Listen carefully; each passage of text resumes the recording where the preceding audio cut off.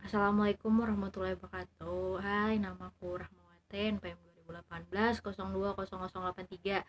Jadi, video ini untuk menulis tugas mata kuliah Manajemen Strategis yang diampu oleh Ibu dosen Ibu Purna Kusumayana SPMP.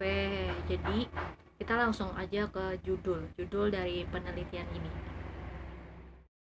Oke, kita langsung saja ke judul. Judul dari penelitian ini adalah analisis SWOT sebagai strategi perusahaan dalam memenangkan persaingan bisnis.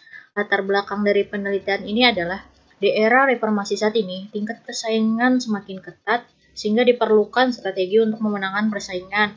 Keberhasilan strategi untuk mengimplementasinya akan sangat tergantung pada keakuratan baca strategi kondisi internal perusahaan, lingkungan, dan level kompetisi.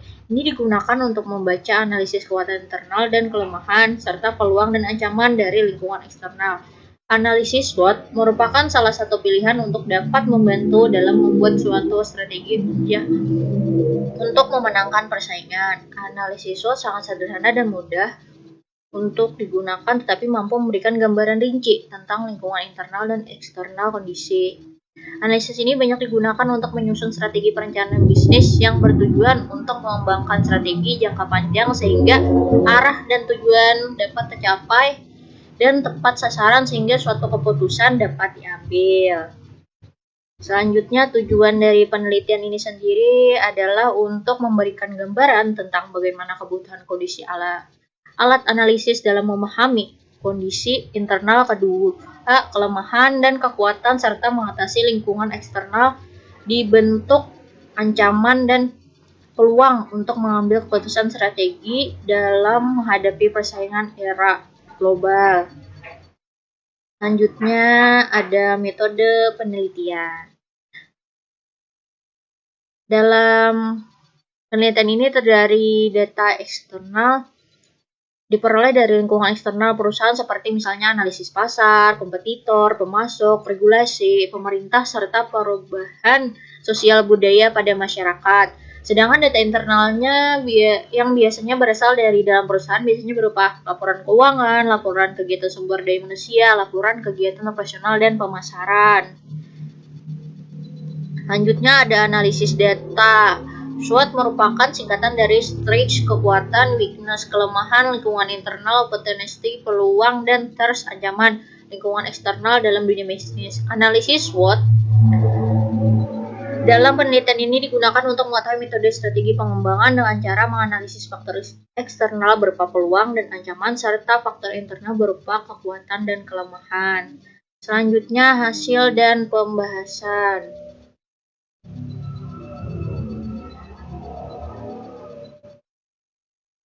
Analisis SWOT sebagai alat formulasi strategi pemenangan. Analisis SWOT sebagai alat formulasi strategi pemenangan bisnis.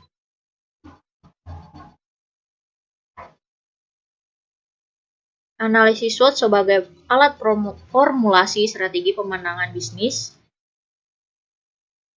Selanjutnya ada menurut Page and Robinson 2007 mengatakan bahwa analisa SWOT merupakan teknik historis yang terkenal di mana manajer menciptakan gambaran umum secara cepat mengenai situasi strategi perusahaan. Analisis tersebut terbentuk dari asumsi bahwa strategi yang efektif diturunkan dari kesucian yang baik antara sumber daya internal perusahaan dengan situasi eksternalnya. Sebagai contoh dapat diuraikan sebagai berikut ini. Pertama, strength kekuatan. Kekuatan merupakan suatu kapasitas yang dapat dikendalikan oleh perusahaan.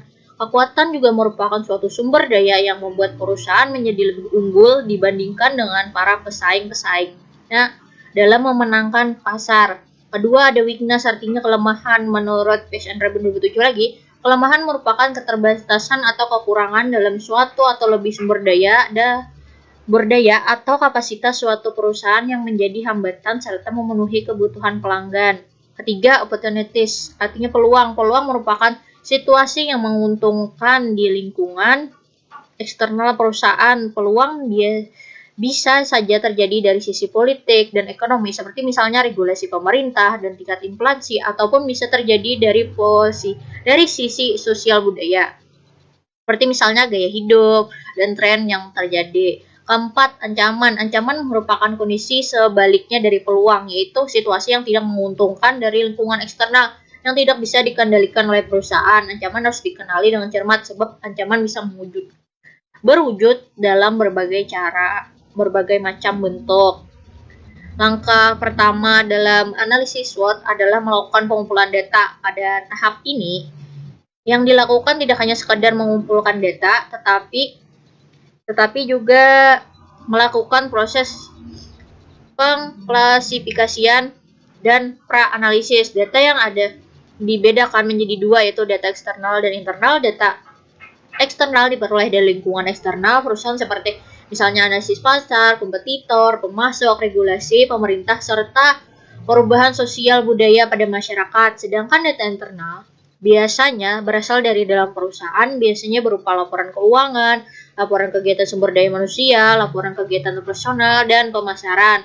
Langkah berikutnya dalam analisis SWOT adalah membuat sebuah lembaran kerja. Langkah selanjutnya dalam analisis SWOT adalah membuat sebuah lembaran kerja dengan bentuk menarik, sebuah garis persilangan yang membentuk 4 kuadran masing-masing untuk kuadran kekuatan, kelemahan, peluang, dan ancaman. Dapat dilihat sebagai berikut ini contohnya. Kuadran 1, 2, ini terdapat kesalahan. Ini kuadran 2. Kuadran 1 itu menjelaskan pada situasi kuadran 1 berada pada posisi yang paling menguntungkan. Posisi pada kuadran 1 berarti perusahaan punya peluang dan kekuatan. Strategi yang harus diambil dalam kondisi seperti ini adalah mendukung kebijakan pertumbuhan yang agresif atau growth oriented strategi dengan memanfaatkan peluang yang ada serta kekuatan internal yang dimiliki perusahaan. Kuadran 2, pada suatu perusahaan yang telah melakukan identifikasi mengenai kekuatan inti dan menghadapi situasi lingkungan yang tidak menguntungkan, walaupun mempunyai ancaman dari lingkungan eksternal, perusahaan masih mempunyai kekuatan dari internal perusahaan yang bisa digunakan sebagai nilai tambah dalam situasi ini. Seperti ini, strategi harus diterapkan dalam perusahaan adalah menggunakan kekuatan yang dimilikinya, yaitu sumber daya dan kompetensinya, untuk memanfaatkan peluang jangka panjang dengan melakukan desertifikasi. Kuadran 3, perusahaan memiliki peluang yang sangat besar dari pasar, tetapi perusahaan mempunyai kelemahan dari sumber daya internal. Faktor dari strategi perubahan yang berada dalam kondisi seperti ini harusnya adalah menghilangkan kelemahan internal sehingga dapat berkonsentrasi pada mengejar peluang pasar yang tersedia. Kuadran keempat, posisi ini merupakan situasi yang paling tidak menguntungkan bagi perusahaan. Hal ini disebabkan karena perusahaan selain punya hambatan pada faktor eksternalnya, yaitu adanya ancaman dari pasar, juga mempunyai hambatan pada sumber daya internal. Situasi tersebut tentu saja membutuhkan strategi yang dapat mengurangi atau bahkan dapat mengarahkan kembali keterlibatan produk atau pasar yang telah ditelaah menggunakan analisa SWOT. Kelemahan dan keterbatasan analisa SWOT sendiri, menurut Pearce and Robinson 2007, keterbatasan analisa SWOT ini adalah analisa SWOT dapat terlalu menekan kekuatan internal dan menganggap remeh ancaman eksternal. Para pembuat strategi harus selalu waspada terhadap strategi yang sudah ditetapkan berdasarkan kekuatan internal perusahaan. Hal ini disebabkan karena dampak lingkungan eksternal yang juga mempunyai kekuatan yang besar untuk mempengaruhi kondisi perusahaan. Oke, yang kedua dari kelemahan yang kedua adalah analisa SWOT dapat bersifat statis dan berisiko mengabaikan kondisi yang berubah. Analisa SWOT merupakan pandangan yang sesuai mengenai situasi yang berubah atau bergerak. Kondisi tersebut memunculkan pengertian bahwa analisa yang digunakan untuk dasar perencanaan strategis harus selalu waspada terhadap perubahan sekecil apapun itu, baik dari lingkungan internal maupun eksternal, sehingga dapat dilakukan suatu tindakan antisipasi guna tidak kehilangan kesempatan yang ada. Yang ketiga, analisa SWOT dapat terlalu menekan pada suatu kekuasaan atau elemen strategi. Yang keempat, suatu kekuatan tidak selalu menjadi keunggulan kompetitif. Selanjutnya, kesimpulan. Kesimpulannya, analisis merupakan suatu alat analisis yang masih cukup efektif untuk menemukan kekuatan dan peluang perusahaan. Hal tersebut digunakan perusahaan dalam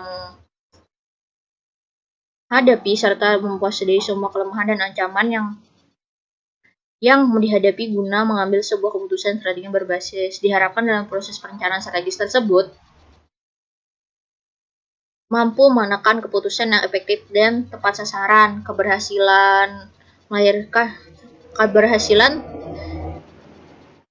Keberhasilan strategi tersebut